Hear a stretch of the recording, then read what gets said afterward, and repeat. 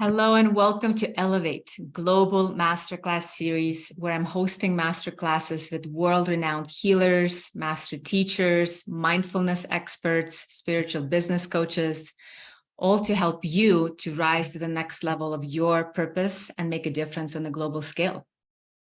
My name is Julia Mikk. I'm the founder and CEO of this Alignment Institute, here to help you step into your greatest purpose and create the financial freedom by doing what you love. And this is also very much what this masterclass series is about. And today, I'm so excited to be here with Margaret Paul. It's such an honor to be here with Margaret. Thank you for coming. Thank you. Margaret Paul is a best-selling author of 12 published books. She's also a relationship expert and co-creator of the powerful inner bonding self-healing process. She has appeared on numerous radio and television shows, including Oprah, and has successfully worked with hundreds of thousands and taught classes and seminars around the world for over 55 years. Margaret is also a member of the Transformational Leadership Council, making a difference on a global scale. So thank you, Margaret. Thank you for being here today. Thank you for inviting me. Yeah.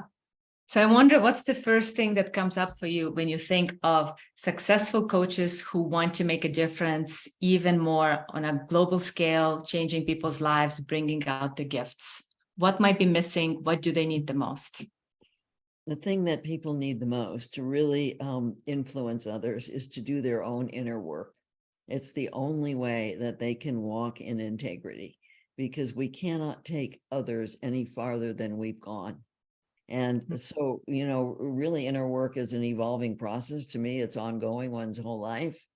And I've seen too many people who decide to go into coaching and they can't get anywhere because they have not done the work. They haven't done the depth work of really getting to know who they are and their soul, of learning what it means to love and define and value themselves, to stop coming from their ego self and being invested in outcomes and trying to control things, because it's all about frequency. It's all about being able to co-create with spirit. And we can't be successful and co-create with spirit unless our frequency is high enough. And it's not high enough if we're coming from a desire to control. In the inner bonding process we teach, there's only two intentions. Either the intention is to control, to avoid, to try and avoid pain, to get love, avoid pain. And the other intention is to learn about loving oneself and sharing your love with others. That's the intention that people need to come from to be really successful and to co-create with spirit. And that doesn't just happen. That's a process that people need to be in, to learn to be in integrity, to learn to be really honest with themselves, to learn to truly serve without being ego attached to what they're doing. And that takes inner work. You said there are two main intentions. One can be about controlling, avoiding, or trying to get love. Yeah, to have control over getting love and avoiding pain and feeling safe. That's one choice, and that's where most people come from unless they've done their inner work. And then the other is to learn to love yourself and fill yourself with love to share with others. That's the space you need to be in order to really be able to impact others.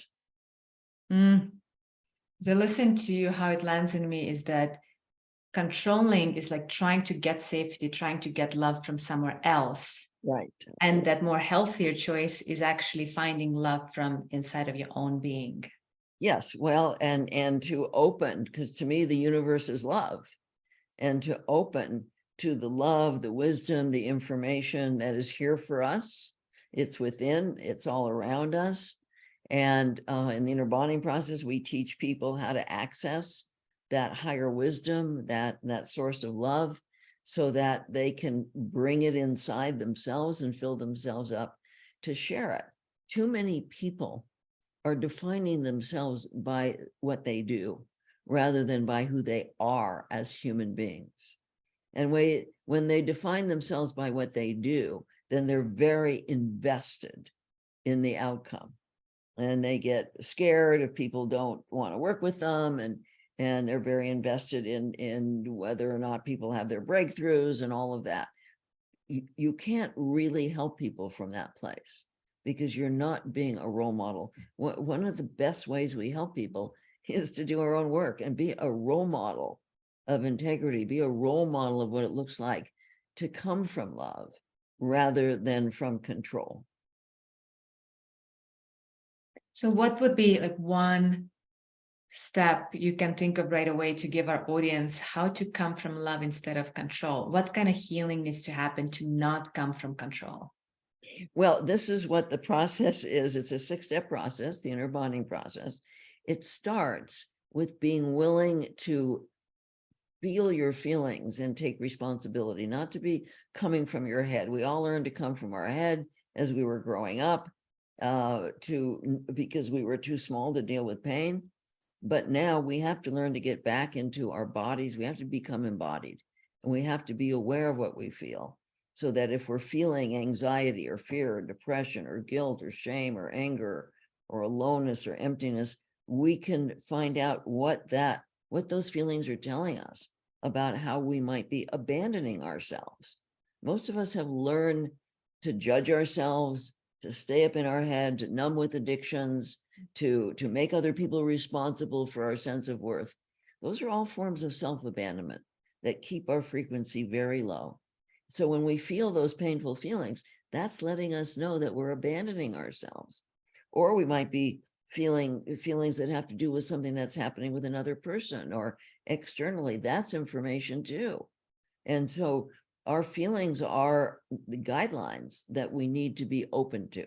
If people are afraid of their feelings, they're going to avoid them. They cannot help others if they're avoiding responsibility for their own feelings. So it starts with learning to be embodied with your feelings, and then it goes to moving into your heart and opening to learning, making a conscious decision to open to learning about loving yourself and learning to open to the information, the love, and the compassion that is spirit.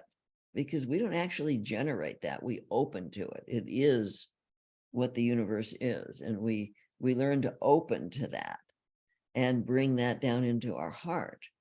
And then we're in a position to explore, like if you go inside and you're feeling anxious, to open to what are you telling yourself? How are you treating yourself? Are you judging yourself? Are you ignoring yourself? Are you giving yourself away to others? Are you trying to control others to get validation?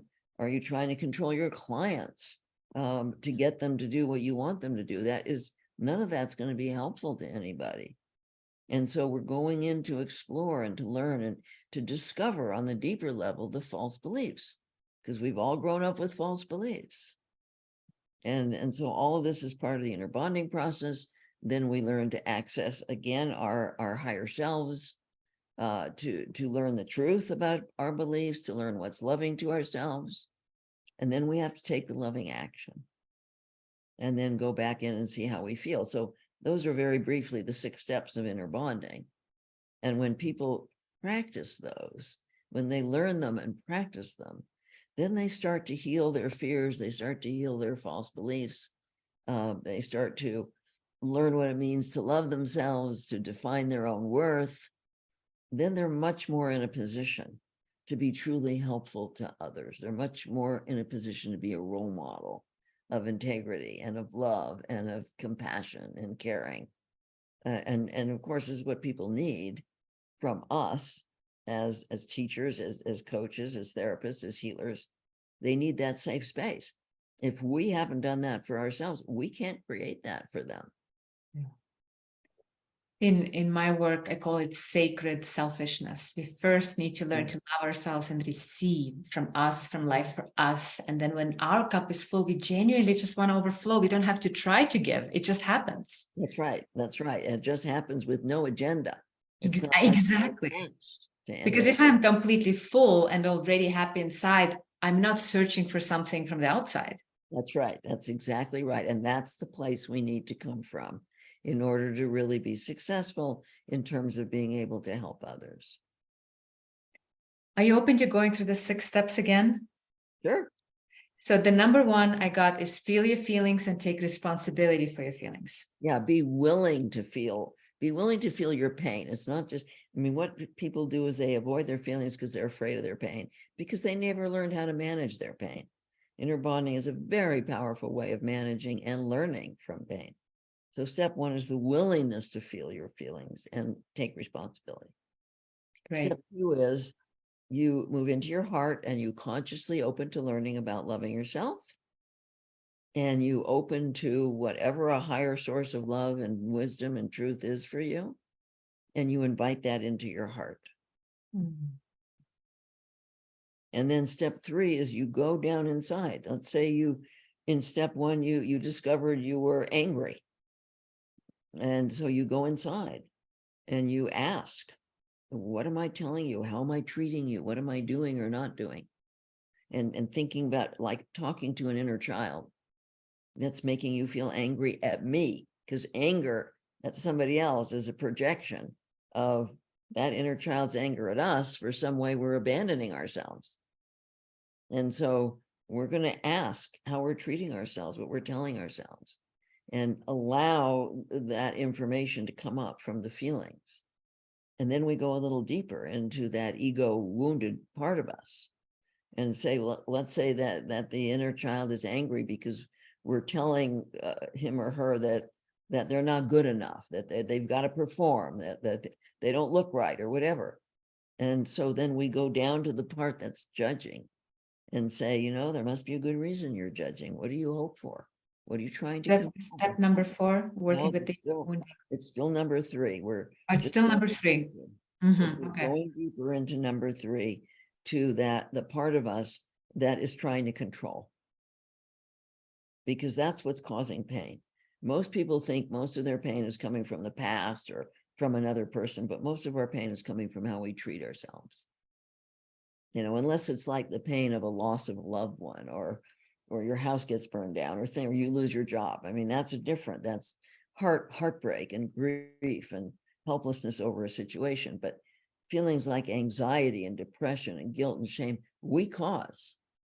And people are afraid to open to those, to find out what they're doing to cause their own pain. But this is what this is about, to go a little deeper into that ego wounded part of ourselves that is judging us, telling us we're not good enough, telling us we got to be perfect, we got to work harder, got to try harder, we got to lose weight, we got to look better, we got to whatever it is, or ignoring our feelings, or turning to food or alcohol or drugs or pornography or television or internet or video games or whatever the addiction is to avoid, or making somebody else responsible, trying to control how other people feel about us, giving ourselves up, people pleasing, getting angry, various ways of trying to control, to get somebody else to define us, to get somebody else to love us and give us attention. So there's a whole bunch of false beliefs in there about that. Like, oh, if I do things right and I'm perfect, then I can have control over how other people feel about me. Well, that's a big false belief. First of all, there's no perfect, there's no right, and there's no way to control other people. So we're uncovering these false beliefs that may be governing us without our realizing it. And that's the deep dialogue processes in step 3. Then in step 4, we're opening to our higher self, our higher guidance, whatever that is for a person. So let's say you discovered a belief that says, oh, if only I can do everything right and everything perfect, then I can have control over everybody liking me, and then I'll be okay. So then I say, is that true? Is that true? And if I'm open and I'm accessing my higher guidance, I'm going to hear, first of all, there is no perfect. First of all, there is no right. It's whatever's right for you. And then nobody controls how you feel about them. What makes you think you control how they feel about you? And why have you attached your okayness to what they think of you? This is your responsibility to define your own worth. So there's a lot that spirit can say to us if we're open to it. And then the other question is, what would be loving to me right now? What would be loving to me? And that can be 100 different things in any given moment. There's so many different ways, whether it's just giving ourselves some comfort, whether it's eating better or getting exercise or getting better sleep or speaking up with somebody or taking the risk of taking care of yourself instead of somebody else, or quitting a job or going back to school or whatever. But it's going to come from your higher mind, not your lower mind. And then in step 5, you need to do it. If you don't take the loving action, nothing changes. So you take the loving action, then in step 6, you go back in to see how you're feeling. And if you're feeling some relief, then you know you've taken a loving action. If you feel less shame, less guilt, more self-esteem, self-worth, you know you've taken a loving action. Love this step 6. That's a good one. Yeah. Because I'm definitely always giving my clients like action. You've got to take action steps to anchor in your new sense of self. But I love number 6 for you, but check in with yourself. How do you feel? Was it really loving action, or was it another hidden way the control showed up? That's right. That's right. Yeah. Yeah. Because see, your body isn't going to lie. If you've taken a loving action, there will be relief. Even loving actions that are hard, like let's say your guidance says stop smoking. Well, that's hard. It's not going to feel good in the moment, but it will feel good in the long run. And some part of you, that soul, that inner child, is going to be relieved that you're even thinking about doing something like that for your body, the house of the soul. That soul wants a healthy body to live in. And if people are eating junk and they're smoking and all that stuff, it's not a healthy body. And that indicates a lack of respect for their own soul. This is the house of my soul. This is my responsibility to take care of this house of my soul during my journey here, so that my soul can manifest, can evolve in my ability to love and to manifest the gifts I've been given. It's up to me as the adult to take care of this body. And if I'm not, I'm saying to my soul, you don't count. You're not important to me. If I'm making somebody else responsible for defining my worth or loving me, I'm saying the same thing. You don't count. I don't care about you. Somebody else has to care about you for you to be okay. That's such a good moment, though. I imagine some people could be confused, like when they take hard action, like stopping smoking or have a conversation they have been avoiding for 10 years, or invest in themselves in a way that's scary. The first thing they might feel is fear. So how do they actually know it's the right action? Or how do they recognize it's a loving action? Fear. There's 2 kinds of fear. There's fear of real and present danger. Somebody breaks into your house and you feel fear. But that kind of fear that you're talking about, that's, again, that inner child telling you that your wounded self, your ego wounded self, is telling you a lie. Because that's not fear based on anything that's happening. That ego self lives in the past and projects onto the future. So the fear comes up because that ego wounded self says, oh my God, well, maybe you can't do it, or maybe you're going to lose this person, or maybe you're going to go broke, or maybe you're going to this, or you better not try, and maybe you're going to fail and you're not good enough, and blah, blah, blah. It's all those false beliefs that cause the fear. That doesn't mean any of those are real. And that's where the 6 steps comes in, because in some number where you connect your higher self, number 4. Yes. That's actually when you know what's right for you. You actually know what's most loving. That's right. So even if fear comes up later, you actually know what's right. That's right. Trust it. Feel it. If you've been working on staying open to learning about loving yourself, and you're feeding your body well so that you're in a high frequency, you're going to access that information. It is about keeping your frequency high. And it's both things. It's both the frequency of your mind and your intention, and the frequency of your body. Because if you're eating a lot of sugar and junk food and processed food, That's very hard on the body. And it takes a lot of energy for the body to deal with it. And of course, it, eventually makes you sick. So that's a low frequency, and it's going to make it very hard to access that higher guidance when you're treating your body like, badly, when you're not respecting it enough to give it what it needs. And so these two things, the intention to learn about loving yourself and eating well, eating clean, raises your frequency enough to match a frequency of your higher guidance so that you can start to receive that information. And it took me a long time to understand that.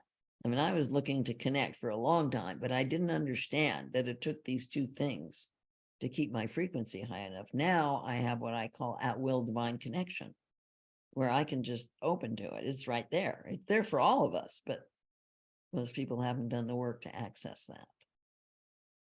Loving ourselves and having a really good clean diet to take care of the physical vessel. That's right. That's it. Which, I mean, it's so interesting because I was a sickly kid, and in my early 20s, I was tired of being sick. And so I started to read everything I could about health, and I went organic. That was over 60 years ago. So I've been eating all organic for 60 years, but I didn't know anything about loving myself. I was a caretaker, gave myself up to everybody, took care of everybody, completely ignored me. In my mid-40s, I got really sick, deathly ill.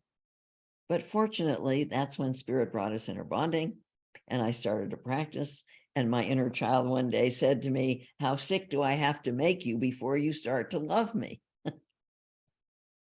And that's when everything changed for me.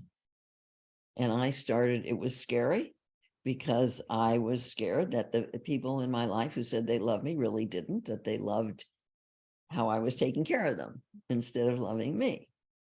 And unfortunately, all my fears came about. I lost my 30-year marriage because he just wanted me to take care of him. 2 of my 3 kids were mad at me, and my parents disowned me. So it was a really hard time, but I got me back. I got my health.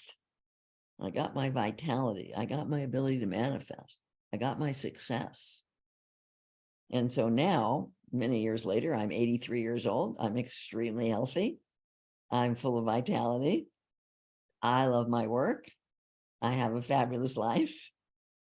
I was willing to take the risk of loving myself in order not to die. Now, hopefully people won't get that far, get that ill before they start taking loving care of themselves. But that's when I found out.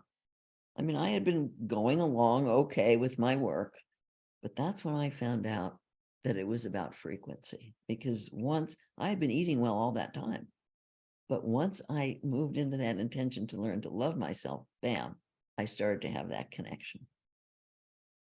And that's when I really understood it takes both to have a high enough frequency to access that higher guidance.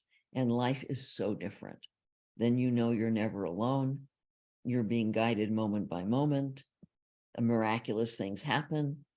It's amazing what happens when you open to loving yourself physically, emotionally, and spiritually. When I feel into loving myself, to me, loving myself is that higher frequency because it's love. Yeah. Then my love connects me to that higher love because it's the same frequency. That's right. It's like plugging into the love of all that is, everywhere that it is. That's right. And that's when we co-create. That's when we co-create with Spirit. Yeah. Is there another way you would explain why loving yourself is the doorway into the divine? Well, it raises your frequency enough to connect, but it does a lot more than that. It also heals relationships, because most relationships go into turmoil because each person is trying to have control over getting love. Well said. That's pretty much summarizes up the relationship conflict. Yeah. That's right. And so when they learn to love themselves and share their love, everything changes. And everything changes in your health, like it did with me. My health completely changed. So it just is so powerful on so many levels. It's also powerful on the level of our planet, because when you learn to love yourself, when you learn to know who you are in your soul essence, makes it so much easier to see who another person is. And when we really get that, we can't hurt each other. We can't hurt a person. We can't hurt an animal. We can't hurt the planet. When we're really coming from that love and we're coming from that connection, we feel a sense of oneness within ourselves, and we feel the oneness with each other and with all of life. And that's when we would stop hurting each other, hurting animals, hurting the planet. And this is, to me, this is so important. This is what it's about. There wouldn't be any of these problems of racism and misogyny and sexism and climate change and all the greed that goes on if people were operating as a loving adult, connected with their higher selves rather than from their lower wounded self. Imagine the audience that's here watching and listening.